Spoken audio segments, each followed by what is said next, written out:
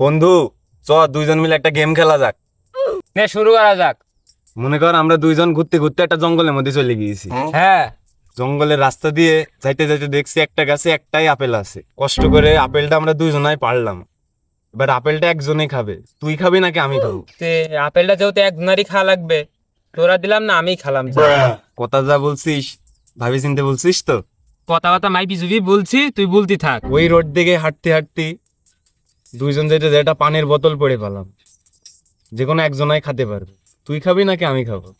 Apple খেলাম আমি, পানি তোর দেবো কেন? পানিটাও আমি খেলাম। আবার ওই রোড থেকেই হাঁটতে হাঁটতে যাই দুইজন দেখছি একটা বট গাছের নিচে একটা মুসি। ওই মুসিটা আবার সেলাই করে, মানে গুহা।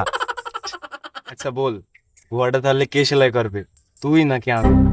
যেহেতু একজনাই করবে, তাহলে তুই করলি। ওকে বন্ধু, আমি করলাম। আচ্ছা, ওই রোড দিয়ে যাইতে যাইতে আবার দেখছি একটা রাক্ষস। ওই রাক্ষস আবার মানুষের মারে, মানে পোদ। তাহলে মারতে দেবে কিডা, তুই না আমি? তে পোদ, আচ্ছা তুই মারতে দিলি।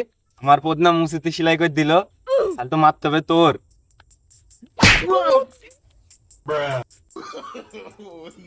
হ্যাঁ, দেশের লোকের পদ মারাবে আমি, আর সে শালা আমার রাক্ষস দিয়ে পদ মারাবে। ও তুই মাংনা পাইস আমার, হ্যাঁ আন্দাজে খুবই খারাপ।